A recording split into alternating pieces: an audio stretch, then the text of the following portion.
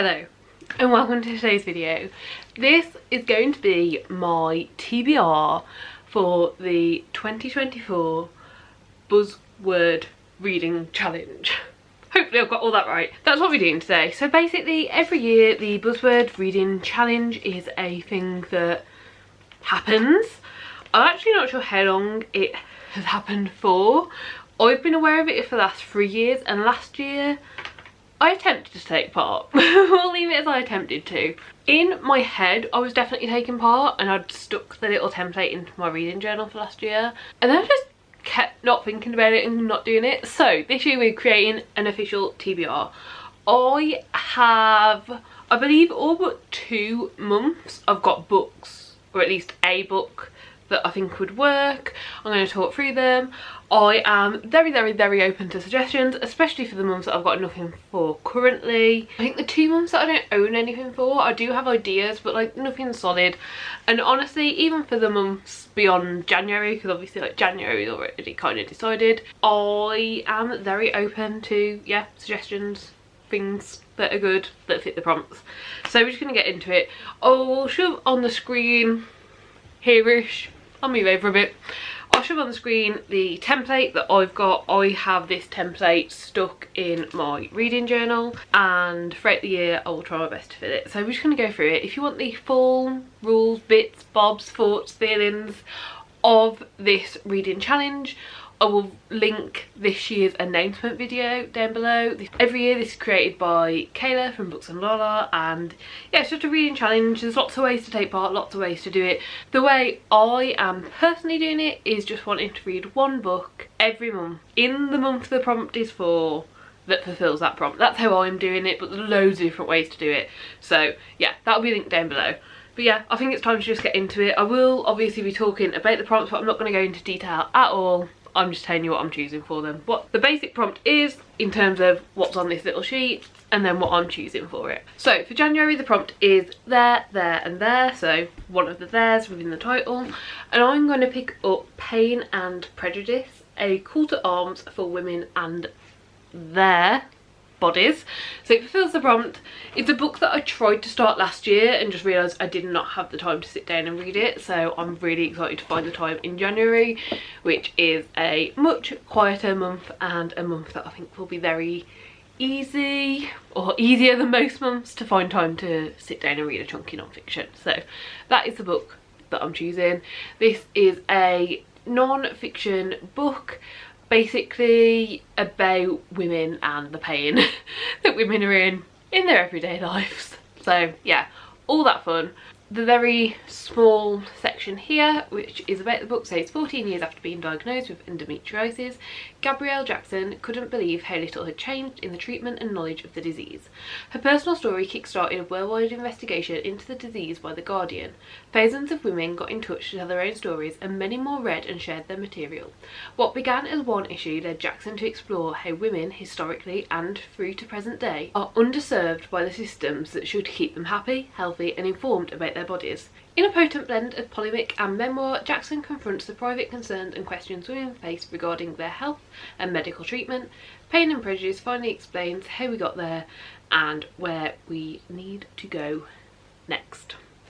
So that is that. And honestly, I just really feel like I need to do my own research into all the medical things, because doctors aren't there to help. They're really not.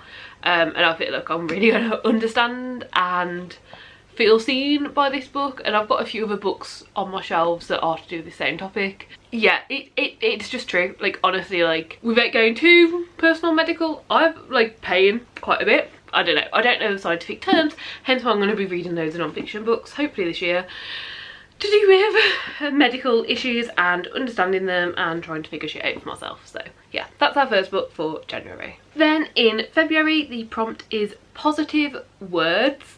And look, the positive word that I'm picking is positive, but it does have a negative way of meaning the word in front of it, but I'm still counting this. This is Delilah Green Doesn't Care.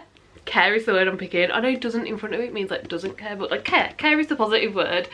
And the fact that this is a romance book tells me that she probably does care. So yeah, that's what we're going with.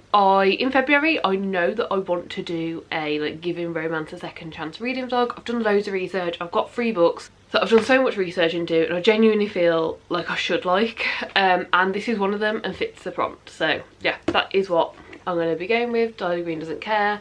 I don't know much about this, and I don't want to know much about the actual synopsis, but what I do know is that Delilah Green, our main character, is a photographer and he's having to go back to her small town, which, you know, they always take place in a small town, to photograph a wedding. And I believe that it's kind of like frenemies situation that turns into like lovers. I think like frenemies to lovers is what I've heard this described at, which I'm hoping I'll like, because it just annoys me when I hear contemporary books as enemies to lovers, because I'm like, they're not though, are they? So yeah, I have high hopes and I really think I'd like this one. It's going to be in the vlog in February, so you'll see it then. But yeah, that is what I'm picking for positive words. And then in March, we have the prompt character names. So this is the character name being in the title. So I've got 3 here, which will literally just depend on what mood I'm in. I've got Binti, the Night Masquerade. Binti is our main character's name. This is the 3rd book in the Binti series, which is a sci-fi novella series, which is very, very good, very interesting. It's got lots of interesting things going on. I can't remember what was in book 1 and what was in book 2, let alone what was the synopsis, so I don't feel like I can really give you a good synopsis without potentially spoiling it. But essentially we have Binti, who wants to go to a very well known, very renowned university, and if she goes there she will be the first of her people to go there. And at this university we have people from like all over the space systems. I don't know if we know more than that off the back of Binti number 1, so I'm gonna leave it as that. But I really enjoyed books 1. Book 2 I thought was good, but it felt like it was all set up for book 3. So I'm hoping book 3 will be amazing, but we'll see. And then if I'm not in the mood for sci-fi, but I am in the mood for maybe like a graphic novel fantasy, I've got Nimona. Nimona is the name of our main character. I don't know much about this, but I know there's an adaptation. I know that I mentioned this in my 24 books to read in 2024, and absolutely every comment that's come through so far has mentioned how good this book is. So it's just making more and more excited to pick it up. Which this was going to be the only one that I mentioned for March, but then I'm like, I feel like I'm really excited to read it. I'm like, there is a small chance that I'll read it before March, so I didn't want this to be the only option here. And then just in case I'm not in the mood for like basically any fiction, I do also have a non-fiction graphic novel. This is Kusama. Kusama is a very, very interesting artist that I've kind of like seen bits and pieces of their work online, and there's been a couple of exhibitions I've tried to go to, but like non-super local to me, they'd all be a distance away. And the one time, all the dates that were available when I tried to book, I couldn't do, and the second time it sold out before I could book. So yeah, at some point I would really, really like to see like this artist work in person. It's absolutely amazing. I'll show some pictures over the screen. Like, they do such a variety of things, but their work is just so amazing. And one day when I was scrolling Vinted, I saw this graphic novel basically talking about the artist's life. So yeah, it looks so ridiculously cool, and I'm really interested to hopefully learn more about an artist. So that is my 3rd option for March. Then in April, our prompt is nature words, and again I have 2 options for this. I basically have am I going to be wanting to do like sci-fi, interesting, climate-y, like very, you know, brain stuff, but in like a fiction world, or am I going to want more of like a contemporary fiction lyrical world? So for the sci-fi, like, well, I think this is sci-fi, but I haven't read it yet, but on the back it's actually described as climate fiction. But I think it is sci-fi, but it's just very much concentrated on climate fiction. But I guess I'll find out when I read it. Because it's only a novella, I haven't read any more about this than what is on the back. But this novella is called Fauna, and it sounds very, very interesting, so I'd really like to give it a go. On the back it says, in a near future world ravaged by climate change, who will win in the struggle between humanity and nature? A thick fog rolls over the shivering heights. The river overflows, the sky is streaked with toxic green, parasites proliferate in torrential rains, and once safely classified species, humans included, are evolving and behaving in unprecedented ways. Against this poetically hostile backdrop, a biologist fights to understand the nature and scope of the changes transforming her own body and the world around her. Fauna's linked climate fictions depict a world gorgeous and terrifying in its likeness to our own. I think it could be so good, and I'm really excited about this one.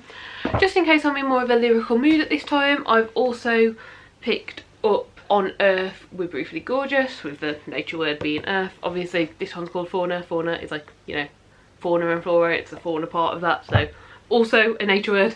But yeah, this one, earth. And I know very little about this except for the fact that it is basically a son who I believe has had a difficult life, I believe. Don't know much more than that. And they are writing a letter to their mother, like being brutally honest and really opening up. But the mother can't read, I think, English, but I assume just like the letter the son is writing, the mother's not going to be able to read because she doesn't read that language. And yeah, I've heard a lot of really amazing things. Apparently it's really amazing writing, really lyrical writing, and really just makes you think and feel. So that is the second option. Then the prompt for me is every, and it is said that every can be a part of a word, such as everyone, which is perfect for me because the book I'm going to be picking up is Everyone's an Alien When You're an Alien Too. I don't know if you meant to pronounce the B or not, so it's either alien or alien, but I think alien is a bit more silly. And this is just a, I don't know if this is even like a graphic novel or if it's more of like comic strip style. I'm really not sure, but it looks very interesting, and it's essentially an alien sent to study Earth. I am really hoping to like this. I've seen a lot of people read it and like it, and I feel like I could. I read The Little Prince a couple of years ago now, which is a similar concept but in novel form rather than graphic novel form, and it was fine. Like, it was fine, but like I didn't love it. But I'm hoping this will be even better, but like actually get the messages across in like a format that I find interesting and easy to think about. So I guess we're just going to find out, but I'm very intrigued by it. It's got lots of images, lots of things, and yeah, lots of things that this alien or alien gets to discover. So yeah, I am very excited. Then in June, the prompt was repeating words. So within the title there needs to be two words that are the same. They didn't need to be together, but they did need to be the same. I really struggled with this one. I had none on my shelves, but I did look through books that I was interested in, and this is a book that I found by an author that I have read from before. This is the same author as the Tea Dragon Society graphic novels, and this one is Princess Ever After by Kay O'Neill. And I know next to nothing about this, but I absolutely love the Tea Dragon Society graphic novels. Like, I imagine that I will reread them and reread them and reread them throughout my life. So the fact that I love those so much, I'm honestly willing to give absolutely anything that the author writes a chance. Also, on the front there is a little dragon, so I am curious, is it going to be related to the Tea Dragon Society in some way? I really truly do not know, but I'm very intrigued, and I really like the author's art style and the way they draw. Hopefully there's no spoilers on this page. It is page 12, so there shouldn't be, but you can just see, you know, the art style is absolutely amazing. Like, this is the opening like title page, and yeah, absolutely stunning, and I can't wait to give it a go. So yeah, that's Princess Ever After. Then in July, the prompt is measurement. So I have two options for this, and honestly I think it's just going to depend how I'm feeling. This is one where I'm really open to suggestions. Both these books I really want to read, but to me July is like the 1 month of like sunshine and happiness, and when I do normally read my happier books, and both of these books I think are going to be quite, well, not that. So one of the options I've got is Journey to the Centre of the Earth, centre being the measurement. This is a classic and I'm very intrigued by it. Classic sci-fi. I really like reading classic books that I think I could actually enjoy. Like, I'm kind of teetering on the edge of, do I keep trying with some classic books? But I feel like classic sci-fi, classic fantasy hasn't let me down yet. Even if I haven't loved them, I've understood them and kind of like seen where they're coming from and seen how they've influenced it. So really excited about that one. And then the other one is How High We Go in the Dark, high being the measurement. And this again is a sci-fi. Sounds very interesting. Is it a sci-fi? I think it's a sci-fi. It's like a dystopian sci-fi thing. I know very little about it. I got this one because it was on sale in like a clearance box and I'd heard a lot about it. I can't actually remember who I've heard talk about it, but I've definitely heard multiple people talk about this book on booktube. So I picked it up thinking, let's give it a go. Let's give it a go. So yeah, in July, it'll probably be one of these, but I am open to suggestions just because the type of books that I normally read in July, these aren't those, but I never know what my mind's going to want to do and what I'm going to want to read. So yeah, could go anyway. Then in August, the prompt is like, and I actually only have one book that I own that fits this, and that is As You Like It by William Shakespeare. Yeah, it's a Shakespeare play. I know nothing about As You Like It. It's one of the plays that I've never like come across in any of my education. When Rosalind is banished by her uncle who's usurped her father's throne, she flees to the forest of Arden where her exiled father holds court. Literally my only knowledge of the Shakespeare play is that there are characters in the Shanghai universe by Chloe Gong who are named after characters in this play, and I do think it's vaguely influenced, but I also haven't finished the series that those characters really play in. So maybe I'll read this and then finish that series because I do only have one book in it. Maybe I'll have finished that first and already have no idea of where this is going to go. But yeah, that is my pick. I'm not like overly excited about this one, but I do want to read as many of the Shakespeare plays as possible. I do think they're important. I really enjoy like understanding where these stories come from, and the few Shakespeare plays that I have read, I definitely do understand how they've influenced things if we've kept going. And you know, like I want to keep doing that. If I don't like it, I'll put it down, but I feel like I haven't come across one that I've needed to put down yet. They just don't particularly excite me to pick up. Then September, the prompt is senses, so some sort of sense. I actually don't have my phone on me, I've realised, but I think the book that I'm aware of is Touch of Darkness. It's on Scribd and Audible as an audiobook, and I'm open to it. I think it's like a romantasy Hades and Persephone retelling. I don't know much about it, but I do read Lore Olympus, and that's obviously a Hades and Persephone retelling, and I do like quite a few of the books in the romantasy genre. That's the only one that I've really come across so far that I feel like has potential, and it's available to me like through multiple ways that I read, so I feel like that could be a really decent one, and I haven't come across any others I'm interested in. So yeah, recommendations leave them down below, but right now kind of Touch of Darkness, pretty sure it's called, there'll be an image in here, is kind of holding that spot of what I'll probably end up doing if I don't find anything better. Then in October, the prompt is relationships, and I've managed to find a really cool way to fit another non-fiction in here, and that is one of the 404 Inklings, which is, yeah, I'm very excited about this and would really like to read a lot of the 404 Inklings. Like, I would say more than 80% of these I'm really interested in. They're very niche non-fiction books. This one is BFFs, The Radical Potential of Female Friendship.